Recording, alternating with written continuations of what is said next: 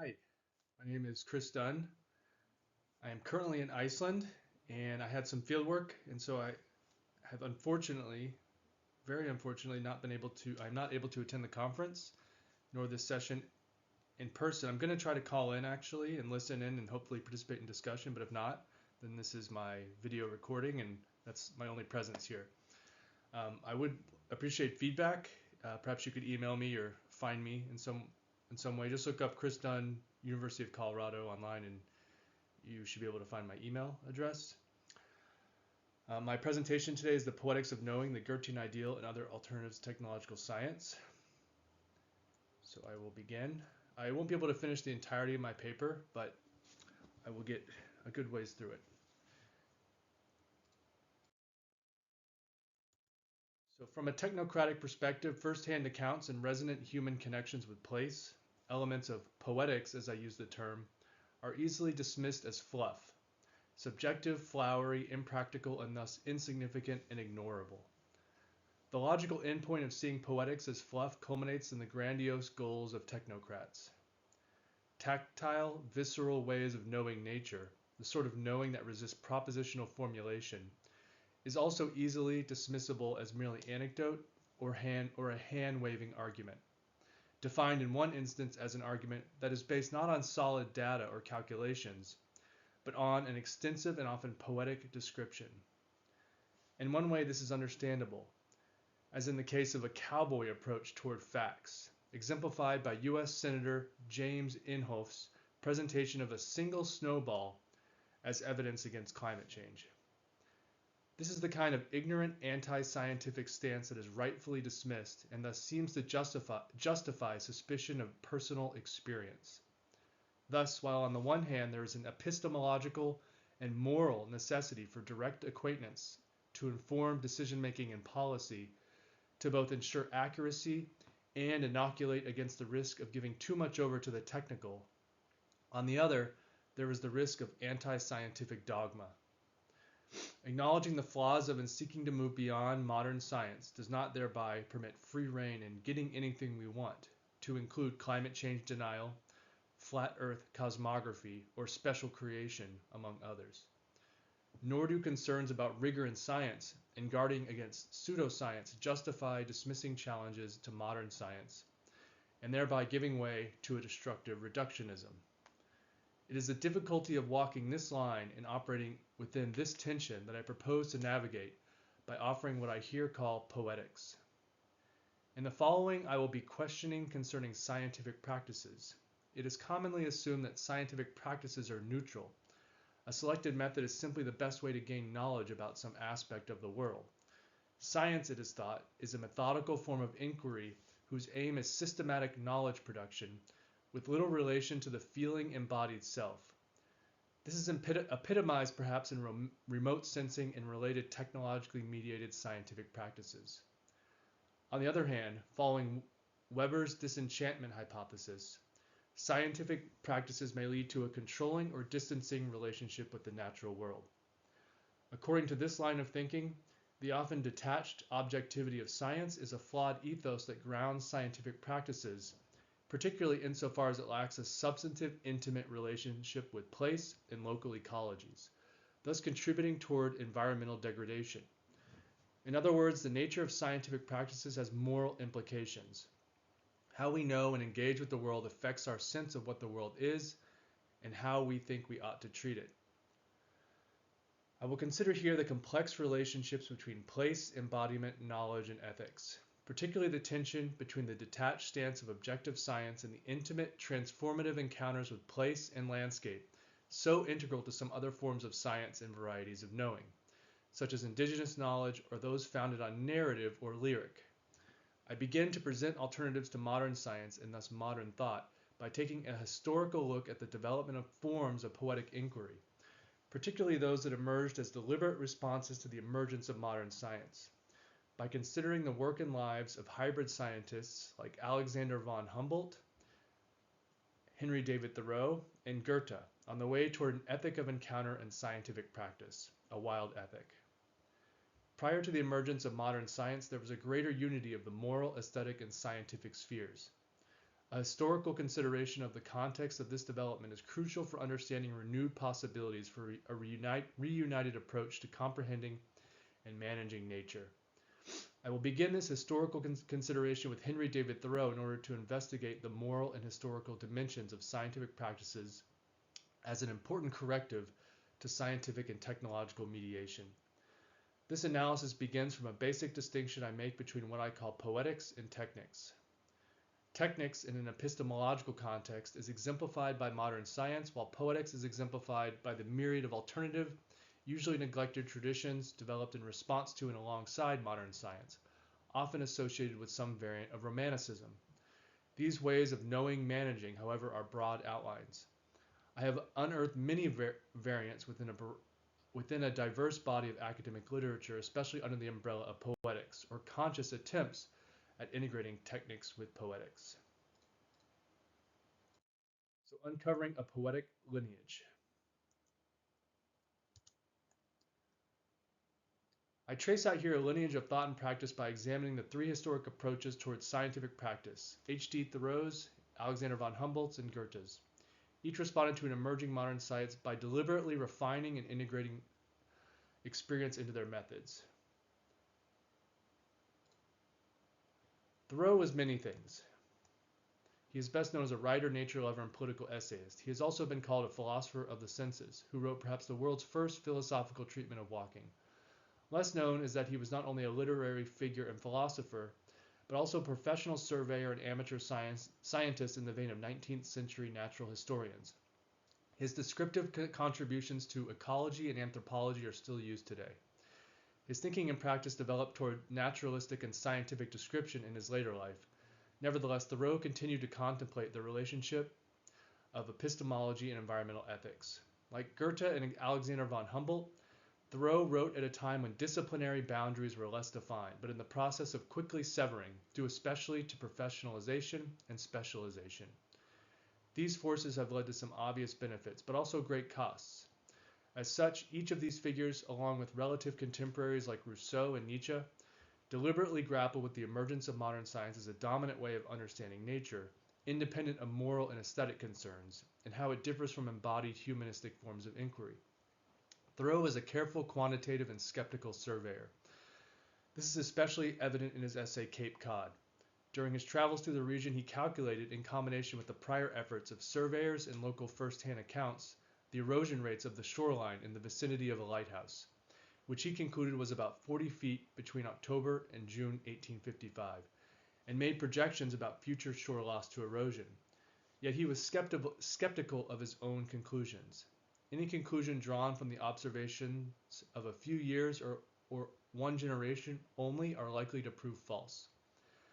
Thoreau was skeptical of more than the conclusions of his scientific measurement, however, to include the limitations of science itself. Portending remote sensing and modeling, Thoreau warns against the scientist who would survey the world through a telescope or a microscope and never with his natural eye. In Walden, he offers multiple accounts of his own surveys of the now famous pond. In the first, he begins with a proper geographic overview of the area. He then proceeds to give a prolonged and extremely detailed survey of the immense variety of coloration of the pond over time. Later in Walden, he surveys the depths of the pond mathematically and precisely. He then applies this mathematical formula to nearby White Pond, finding similar results, causing him to speculate on the nature of natural laws in relation to specific entities and places in the world. For Thoreau, this tension between science and a broader sense of the universe and our place in it was a lifelong struggle. I fear that the character of my knowledge is from year to year becoming more distinct and scientific, that in exchange for views as wide as heaven's cope, I am being narrowed down to the field of the microscope. And he reflects elsewhere that, in my account of this bream, I cannot go a hair's breadth beyond the miracle of its existence. I only see the bream in its orbit as I see a star, but I care not to measure its distance or weight. Thoreau is perhaps most explicit about his vision for how science should be conducted in his 1842 essay, Natural History of Massachusetts. The state of Massachusetts funded a scientific survey whose results were published as the Reports on Fishes, Reptiles, Insects, and Invertebrate Animals. Thoreau read and commented on the reports. While he celebrates the survey, he also uses the opportunity to criticize the fruits of their labor. The surveyors amass many facts but miss facts of importance. These volumes deal much in measurements, in minute descriptions. However, wisdom does not inspect but behold. We must look a long time before we can see. The true man of science will know nature better by his finer organization. He will smell, taste, see, hear, feel better than other men. His will be a deeper and finer experience. We do not learn by inference and deduction and the application of mathematics to philosophy, but by direct intercourse and sympathy. It is with science as with ethics. We cannot know truth by contrivance and method.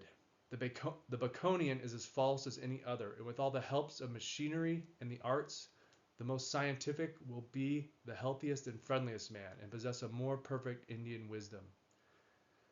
It is not enough then to simply inspect, to apply mathematics or method. Rather, the scientist and ethicist must behold, perfect sensual attunement, spend time bathed in the qualitative aspects revealed by the natural eye, and ultimately attain sympathy with intelligence, a healthy antidote to Cartesian detachment or Baconian domination.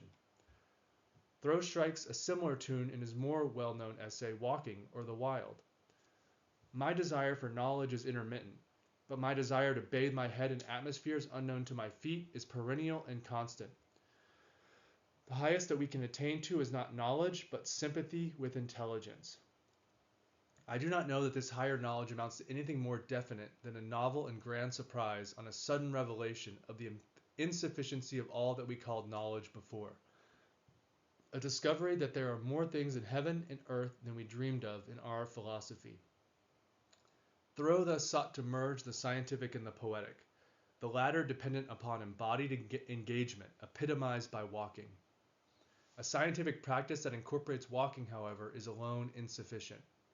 The surveys who merely inspected Massachusetts flora and fauna spent ample time on foot, and inverting Thoreau's prior concern about detachment resulting from surveying the world only remotely, it is possible to at times be similarly detached while walking. Due to our thoughts, we may at times identify with Thoreau's sentiment that I am not where my body is, I am out of my senses. Sympathy with intelligence takes will and time to cultivate. It is far too easy to lose the poetic particulars of place, drowned in the search for general principles and especially mathematical laws. Detached mathematical survey has privilege of place over the poetic, the processual, the fruits of long acquaintance with a place or the deliberate beholding of things. Thoreau draws our attention to this, but he does not stop here. Specific places and moments provoke reveries that take him into moral and cosmological ground. Here, on the other side of modernist and positivist purgings of science, this sort of movement may seem unacceptable.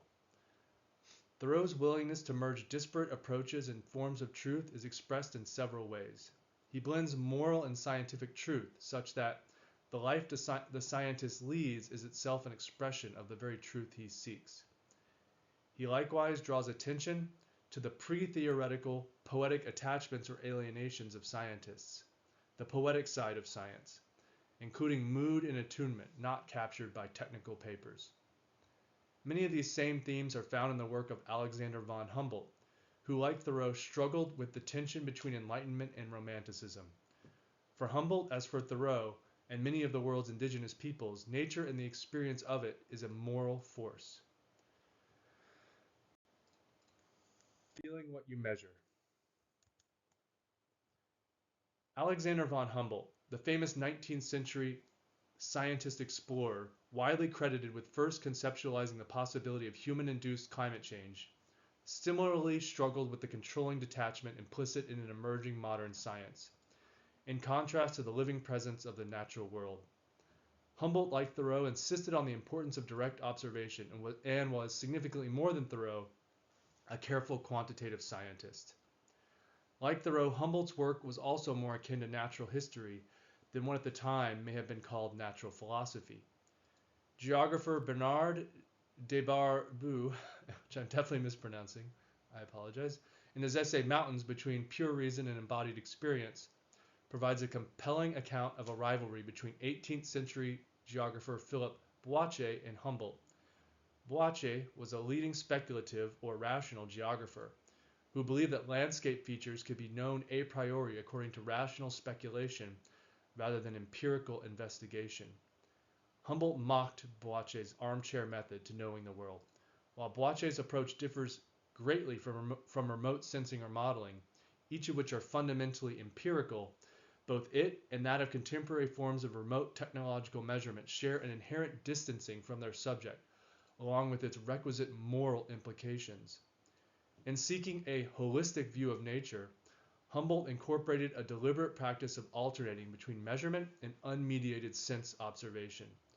His twofold approach consisted of a preliminary sensual abandonment to the grandeur of nature, followed by the careful observation of landscape physiognomy and the rational investigation of physical laws. He sought to experience, not just record and measure, the entirety of the landscape, as he comparatively considered his prior experiences and measurements. For Humboldt, the capacity of vision to react to the environment in situ accounts for much more than the systematic study of maps, charts, and information favored by Boitier. Working in the field was not only an epistemological necessity, but by opening himself this way, Humboldt was able to perceive the world's living presence, enabling him to reflect that, in the forests of the Amazon as on the slopes of the Andes, I felt that the surface of the earth was alive everywhere with the same spirit. The life which is in the rocks, the plants and animals, is in the heart of humanity from one pole to the other. Everywhere I went, I realized just how much, inspired by Goethe's reflections of nature, I had gained new organs of perception. I felt, says Humboldt. Marion Meinhardt, in her biography of Humboldt, describes his reliance on his emotions and requisite embodied response thus. The essence of a natural phenomenon could be grasped in its truest form through an emotional response. For this, it was necessary to go beyond the purely quantitative, the mere collecting of data, and gain what Humboldt called a total impression. The turn to the interior also meant that the most objective criterion was eventually found in the most subjective one, what Humboldt's own senses told him. Crucial to Humboldt's science was his emotional response to his sensual encounters. Taken together, this form of scientific investigation includes a sense that nature is a subject, capable of inducing individual transformation. The Romantic tradition, broadly conceived to include Humboldt, Thoreau, and Goethe, owes much to Rousseau, who, even as he insisted that science and society corrupt rather than benefit people, was himself a scientist who contributed to several disciplines, especially botany, and was well regarded by scientists of his day. Rousseau simply recognized the fragmentation of disciplines and the degree of human alienation from the natural world before most others. Rousseau anticipated some of Heidegger's later insights by identifying how, in pharmacology, the plant itself as a living organic structure becomes invisible. This relation is more than cursory. Edward Mooney has even referred to continental philosophy as a continuation of German Romanticism. There were also deep ties between the thinkers of 19th century New England, such as Thoreau and Emerson, and Germany, solidified in part by ample institutional exchange of scholars and continuous translation of works back and forth. Each region nevertheless had its own flavor and emphasis. Romanticism is, however, often unduly dismissed. When in social criticism and theory a position is called romantic, the appellation is often thought to be tantamount to a refutation. Romanticism is hopeless and regressive if not reactionary. Yet it remains that no one has been able to answer the romantic complaint that there is more to the world than a mechanical universe and a mercenary world. Romanticism is better understood as a productive response to both the flaws and overreach of the Enlightenment, giving proper place to human passions and the world we actually experience and navigate on a daily basis, and the grandeur that persists at the limit of human experience, in a response to select elements of an emerging industrial economy. Key romantic contributions include the aesthetic epistemic principle of the complementarity of the poetic and scientific conceptions of nature, as a fundamental organizing conception in the philosophy of the early Romantics, and the interdependent complementarity of Kantian lawfulness and Goethean presence. Well, I've just hit 20 minutes, which I believe is my allotted time for this conference. So I want to thank you for listening. I'm going to continue from here if you'd like to take up my paper watching from this point. But otherwise, please cut it off. And I'm really sorry I wasn't able to be there. And please get in touch with me. Thank you. So now I will continue. It is also worth mentioning the prominence of botany and biology in Romantic thought as opposed to physics, upending a certain hierarchical understanding of science. In the conventional, modern view, physics is the epitome of science and explanation in general, a hard science that sits at the foundation of all others. Kant dismissed biology as a philosophically relevant field of inquiry, but Schelling and other Romantic philosophers elevated its status. This reevaluation is still reflected in the oft-repeated contrast of conceptualizing nature as mechanism versus organism. This organismic sense of nature as deliberate contrast to and critique of the mechanistic is found in other contexts as well. One of the preeminent texts on traditional ecological knowledge, Sacred Ecology, draws a direct parallel between its namesake term sacred and the injection of some life force into the machine-like scientific conceptualizations of ecosystems. In perhaps the most well-known treatment of indigenous knowledge, Robin Kimmerer's Braiding Sweetgrass, she similarly contrasts the language of mechanism and objectification with traditional knowledge and the language of plants.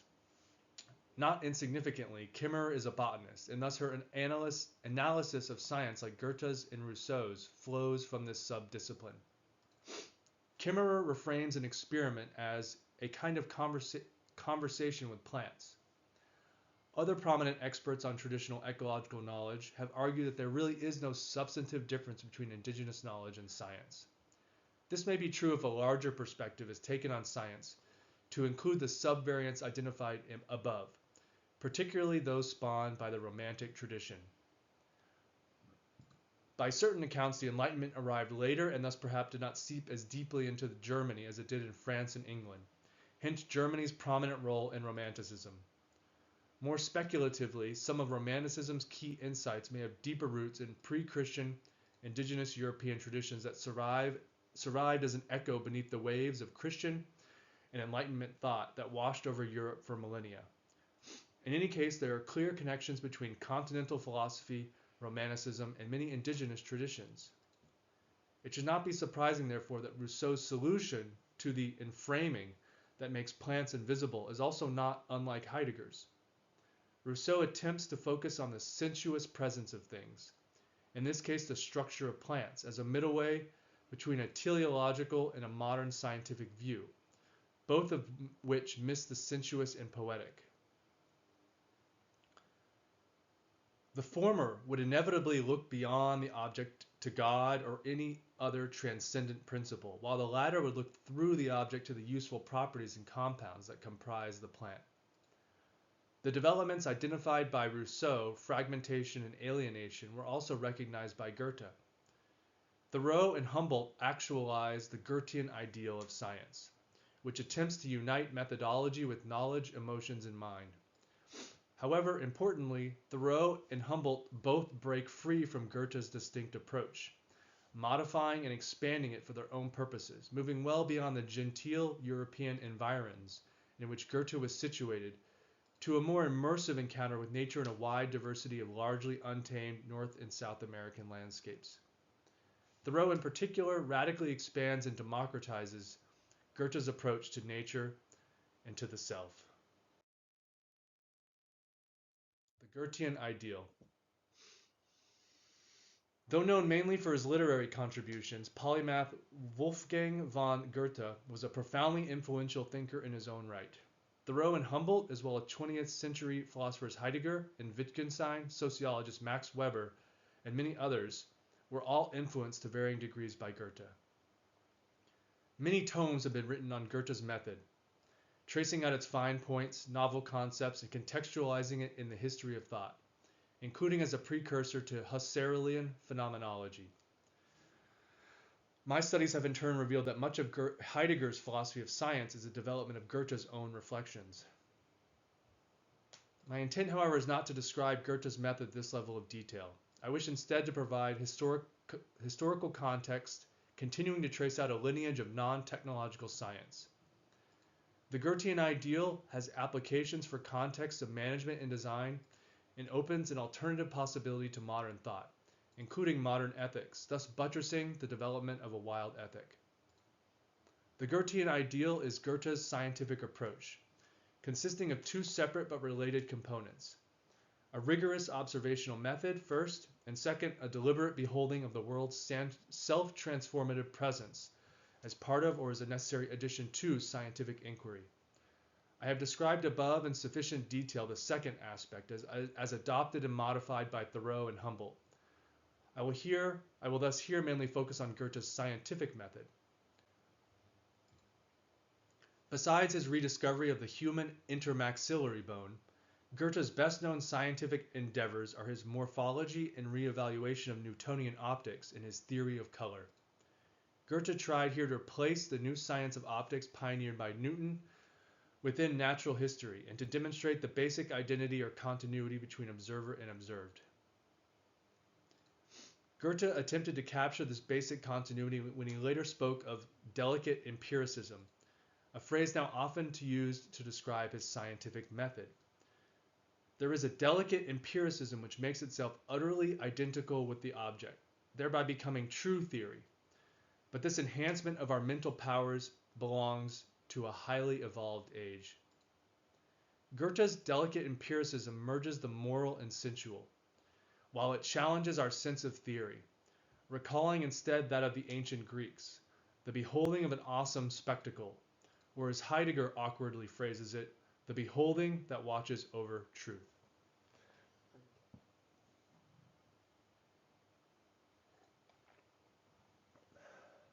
More specifically, theoria was a cultural practice of taking a journey abroad for the sake of witnessing an event or spectacle. Theoria is part of a way of life that lingers with things while beholding, as opposed to modern theorizing, necessarily places oneself into context, into an intimate immersion in the world. Theory is thus for Heidegger the supreme realization of genuine practice, though in his later thinking he comes to believe that the practical is already the theoretical. Goethe recalls his original sense by shifting the meaning of theory from an abstract universal generalization to a concrete and intensive perception of the relations among phenomena, evident in his claim that everything in the realm of fact is already theory. Let us not seek for something behind the phenomena. They themselves are the theory. Delicate empiricism includes the feeling self in scientific perception, allowing oneself to be absorbed to an appropriate degree by phenomena, in contrast to a Baconian assertive empiricism which coldly and mechanically tortures nature. Anticipating anthropologist Claude Levi-Strauss's Good to Think With, Goethe proposes a form of thinking, concrete thinking, or object-like thinking, as an appropriate way of relating to the world. This has been described as withness thinking, thinking with or through the object, carrying with it an implicit ethical or moral responsiveness to the other or otherness. Goethe claimed that his nature studies rest on the pure foundation of experience, thus resounding strongly with later developments akin to phenomenology. In Goethe's approach, as with phenomenology, it is crucial to pay attention to the phenomena being studied through a process of active looking without attempting to reduce the experience to quantities or explanations. Goethe did, however, seek explanatory laws, in a sense, rather than remaining only at the level of description or mere classification in the fashion of Linnaeus. The laws he sought, however, were very unlike Newton's. They were instead qualitative and sensual, reflecting an integral connection between self and world, corresponding more closely in form and content to the physical reality perceived by the naked eye. Humboldt and Thoreau had similar aspirations. Thoreau in particular sought out sensual laws as part of a science of poetic or aesthetic experience, through careful analysis of felt experience, a science of beauty. That resonates with Aldo Leopold's much later reflection that the physics of beauty is one department of natural science still in the Dark Ages. Not even the manipulators of bent space have tried to solve its equations. Goethe developed a very precise method, and though many of the specifics are not crucial to my analysis, I will briefly highlight certain aspects. Some scholars have broken down Goethe's participatory science into 4 phases. First, exact sense perception. Second, exact sensorial fantasy. Third, seeing as beholding. And fourth, being one with the object. This particular formulation has been applied in practical contexts, notably as described in Goethe's Delicate Empiricism, assessing its value for Australian ecologists. To truly understand nature, according to Goethe, one must be as fluid in mind as nature is fluid in form. One way to accomplish this is in shifting one's approach between 2 opposing poles, that is, between idea and experience, general and particular law, and exception to the law, and crucially, constantly and rapidly oscillating between the 2 antipodal states of selfless immersion in and critical detachment from nature. In a marked contrast to Newton's experimental approach, relying on a singular instance, an experimentum crucis, Goethe advocated for a process of observing the phenomenon in a wide variety of contexts, profiles, and phases, until the phenomenon finally begins to disclose its dynamic archetypal form, a process that has been translated into English as manifolding.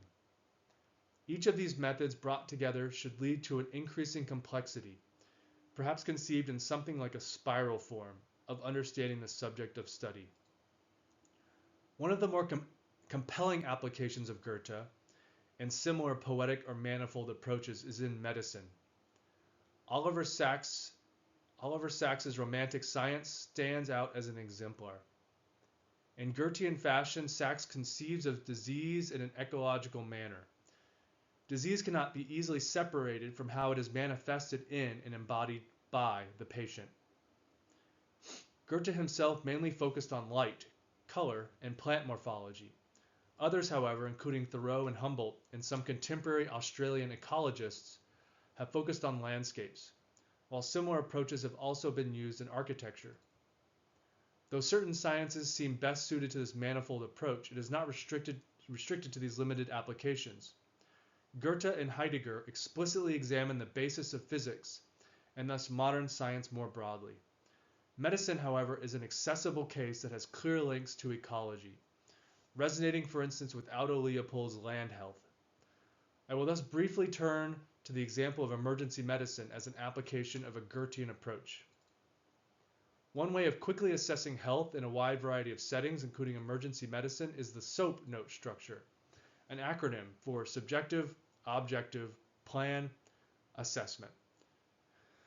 SOAP notes are ubiquitous due to their accessible and standardized structure, which can be readily shared between varying medical providers. This format was developed in the late 1960s as a deliberate attempt to counter what was seen as an impressionistic approach in favor of scientific medicine fashioned on the Newtonian model. Though it includes a subjective component, which includes specific non-instrumental details, it nevertheless flattens observation and the observer's perspective into clinical terms, funnels it into the institutional weight of the chart, and masks both the layers of background uncertainties that are inevitable, especially in complex cases, and the intuitions utilized by medical professionals in real-world decision-making. Oliver Sacks and some contributors to the journal Literature and Medicine have advocated a narrative form to better capture the care history for which SOAP notes were designed. Sacks refers to his narrative approach as clinical tales, a format that allows the relational interplay of patient and practitioner, the narratives relayed by patients, the aesthetic response of caregivers in the history of illness, all as components of care, to be more fully captured. The use of narrative does not, of course, preclude systematic technical descriptions found in formats like SOAP notes, but it can contextualize it in a way that compensates for the problematic tendencies of techniques. Narrative as a representative of the poetic can serve as complement to the technical, but more importantly can ground and direct it. Narrative draws attention to the world's singularity. Moments, places, and encounters with people are particular and contingent rather than mere instantiations of law or universals. In stark contrast to that which can be assured about things, the mathematical. Recognizing this, particulars take on a renewed importance and meaningfulness, evident in how things are actually experienced. Philosopher Albert Borgman describes this shift accordingly. While contingency heightens presence, lawfulness diminishes it. Theoretically, by reducing full-bodied things to instances of scientific laws, and practically by furnishing the explanations that make technological control possible. Poetics focuses on contingency, singularity, and wonder. The appeal to the singular does not, however, negate the universal. The rendering of particulars truthfully, responsively, can sound a universal and necessary note. It was precisely this betrayal of contingency that drove Thoreau's, Humboldt's, and Goethe's struggles with the emergence of modern science, purified of experience. Humboldt, for instance, realized that the singularity of places could only be known through the senses, not scientific methodology or measurement, and so he actively sought to overcome this deficiency through his scientific practices. Other Romantic thinkers saw darker portentions in the Enlightenment emphasis on the rational and the universal. Johann Georg Hamann, an acquaintance of Kant, reacted to what he saw as prisons of the spirit. The universal systems favored in the Enlightenment were seen by the Romantics as prisons of the spirit. In a drive to generality, the system tends to neglect the particular and unique. This neglect culminates ultimately in the iron cage of rationality, later identified by Max Weber. Wonder, lost. Richard Dawkins's book, Unweaving the Rainbow, takes its title from a line in the poem Lamia by the Romantic poet Keats. Dawkins seeks to counter the notion that science diminishes a sense of wonder and awe at nature by arguing that science, in revealing the workings of nature, unlocks entirely new realms of wonder, even as it shatters the wondrous yet unsubstantiated myths that precede it. In a similar book, The Magic of Reality, Dawkins claims that science is the poetry of reality, and the real world, as understood scientifically, has a magic of its own, the kind I call poetic magic. Scientific information, in Dawkins's view, in revealing the minute inner workings of nature, is the primary source of wonder. What has elsewhere been called the technics of nature is a kind of poetry itself. This blending of the poetic and the scientific, in conveying awe without the supernatural, recalls the scientific sublime, the capacity of the vision of nature revealed through science to summon forth the same sense of majesty and power that human beings feel in the presence of God. By one account, the scientific sublime has a practical function within the scientific enterprise. Awe is required not only for the day-to-day working of science, but is also crucial to help reorient scientists' thinking in times of paradigm change. It provides constant emotional motivation for scientists to continue their work, and it instills openness to scientific ideas in the public. While precision and rigor are important, the emotional drive of awe is what matters. It might be our only path to knowledge and wisdom.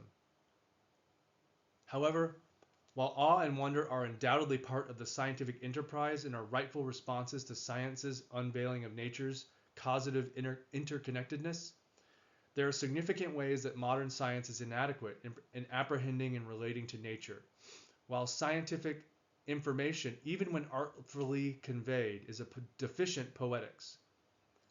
There may be a scientific sublime, but scientists must suppress their awe to submit to the discipline of scientific practice and funnel their findings into technical papers.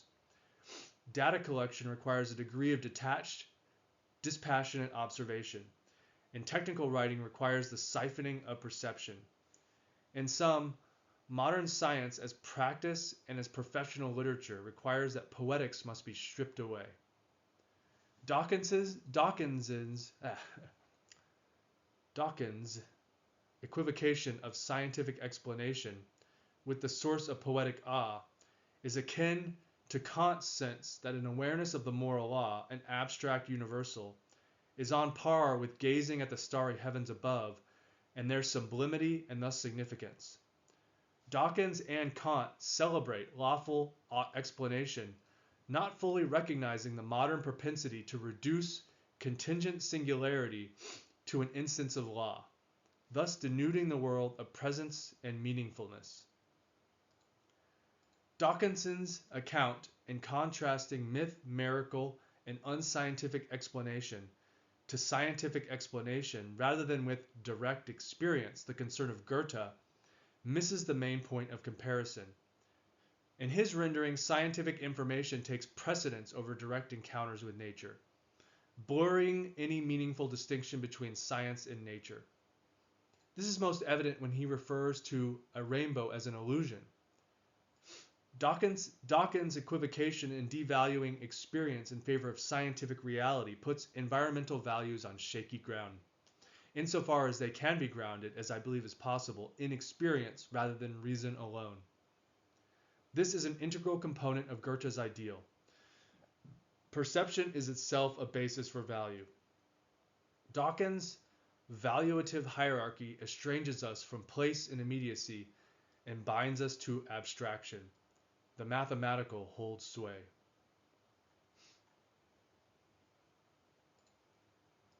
So that's the entirety of the paper. Thank you for listening if you did. And again, I appreciate any feedback, comments, input, and feel free to reach out to me. You can find my email online, I'm sure. Thank you, and goodbye.